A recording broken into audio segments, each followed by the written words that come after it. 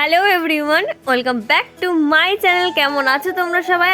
আশা করি তোমরা সবাই খুব ভালো আছো। তোমাদের আশীর্বাদে আমিও খুব ভালো আছি। একটু গলাটা খারাপ আছে কারণ জ্বরের জন্য, তো তোমরা একটু ম্যানেজ করে নিও। তো যাই হোক, এই জ্বর গায়ে নিয়ে চলে গেছিলাম দিদি নাম্বার ওয়ানের অডিশন দিতে আজকে আমি, মামন্দি আর জাইমু মিলে।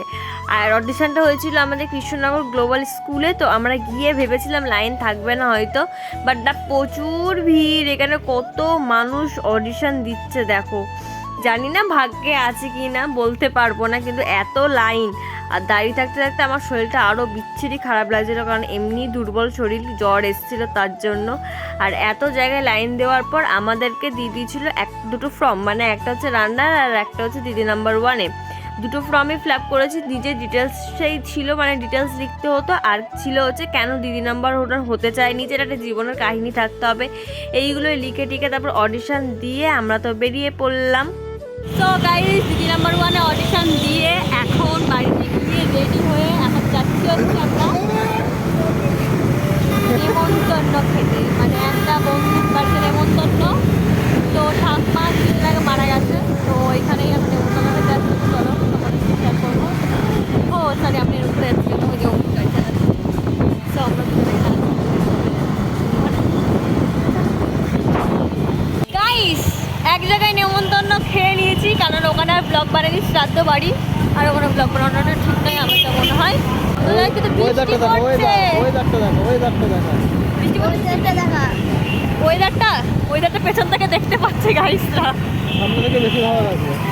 তো বৃষ্টি পড়ছে, বৃষ্টির মধ্যে আমরা কৃষাদের বাড়ি আছি। তো চলো, যা ওয়েদার পুরোপুরি। তৃষাদের বাড়ি, তৃষা আমাদেরকে নিতে এসছে। কি সব বলছে, হাগিস প্যাম্পাস। আমি দেখেছি পুরো একদম সাদা মাটা।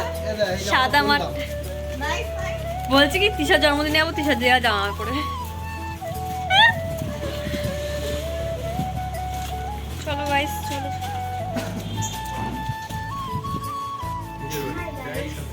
এই আমরা জানি এটা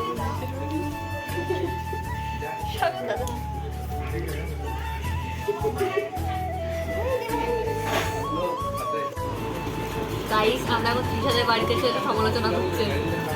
এই যে সমালোচনা করছি, এদের বসে জায়গা দিয়েছে, এত বড় বড় জায়গা, তারা বসতে পারছে না। কাজ করছে, আমি নিয়ে আসবো। হ্যাঁ, তাহলে একজনকে বসতে হবে পিছন দিকে, একজনকে ধরে বসতে হবে। একটা গাড়ি থাকবে নাকি, তাই বলে দুটো গাড়ি তো গ্যারেজে ঢুকে চলে আসবে।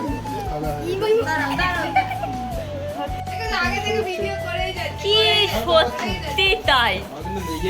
তোর অঙ্কুটাই কেন দিচ্ছি, রাজার পাটটা আমি তো বুঝতে পারি না। আইস এটা সরে যা। এখানে চলছে বেলুন ফোলানো। কে এগলেস, কে রিয়ে খায়? ও, আপনি নিরামিষ খান? ও, কি মিথ্যেবাদী, এরা সব মিথ্যা কথা বলি। এটা করছি, এটা করছি। আমার পেছনে শিখা দেখে আমাকে মানে আমি নরমাল মাছ খাচ্ছি নে।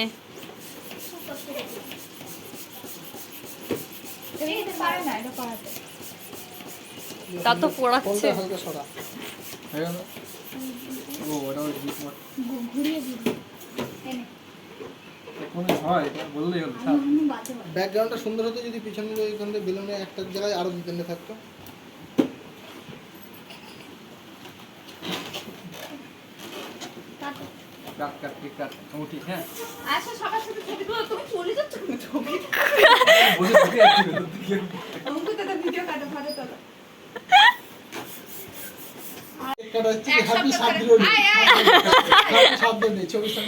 এরকম যদি হতো সত্যি করে।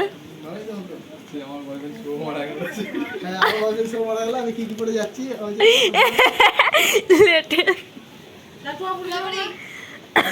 সাবধানে, যাতে আমি ওখানে একটা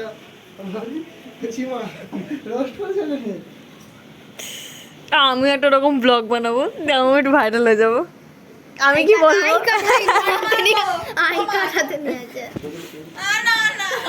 ফাটাবাজ বলছে happy happy birthday to you happy Ima সবাই বলো happy birthday to you happy birthday to you Trisha happy birthday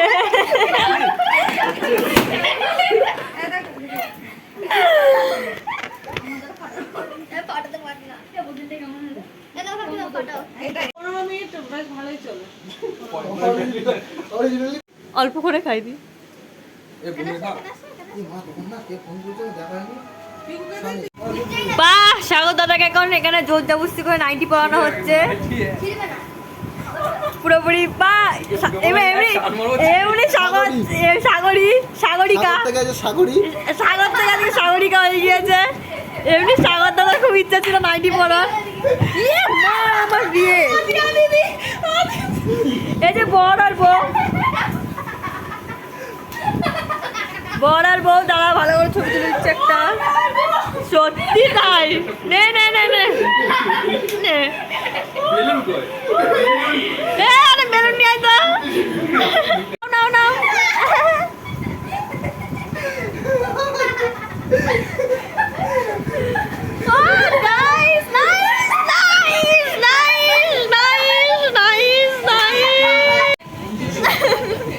মানে সত্যি লেটেস্ট ছিল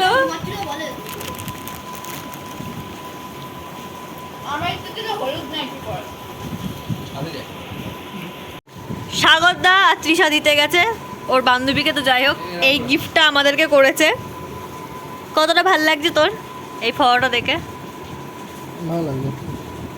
সত্যি খুব সুন্দর লাগছে এটা হচ্ছে কালকের দিনে অ্যাডভান্স বলে দে গাইডসদের Advance আমাদের অ্যানিভার্সারি কালকে কোন কি থাকতো তাহলে ম্যাচ হবে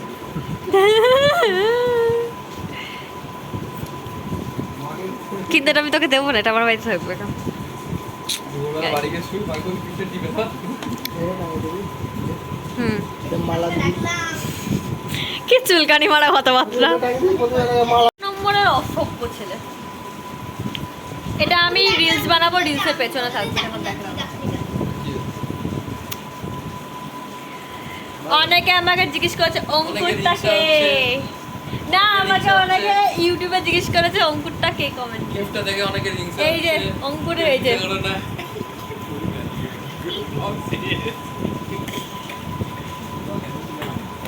ভালো লাগছে। অঙ্কুর হচ্ছে আমার সেই আমার লাইফের মানুষ যার যে কিনা আমার সব কিছুতে প্রচুর সাপোর্ট করে মানে ও না থাকলে মনে হয় আমার লাইফটাকে আমি ভাবতেই পারতাম না এমনই সেই মানুষটা আমার জীবনে খুবই ভালো খুবই ভালো খুব ভালো খুব ভালো তো গাইস এখন আমরা তৃষাদের বাড়ি এসেছি মানে একটার পর একটা তো খেয়েই চলেছি আর এখন তৃষা হচ্ছে নিজের হাতে রান্না করেছে গাইস যেটা দেখে আমার খুব ভালো লাগছে তৃষা থ্যাংক ইউ এত সুন্দর রান্না করে খাওয়ানোর জন্য তাহলে সামনের সপ্তাহে চলো কালকে দেখে ফ্রাইড রাইস না বল শেষ। পনির আছে এর মধ্যে শেষ শেষ আর পনির আছে আমাকে না সাগরদার কথা তোর কোন নিবি কোন খাস না সে কি মানুষ নাকি কিছু বলবা তুমি বলো পনির খায় না ছানা খায় না কিচ্ছু খায় না আমি দুটো জিনিস খাই না পাবো। বুঝতো দুটো খাই না, থাক থাক থাক। শেষ হয়ে গেছে কি বলছিস তুই চুপচাপ খা খেয়ে বাড়ি চ বাড়ি ঘর তো যাবি না নাকি হ্যাঁ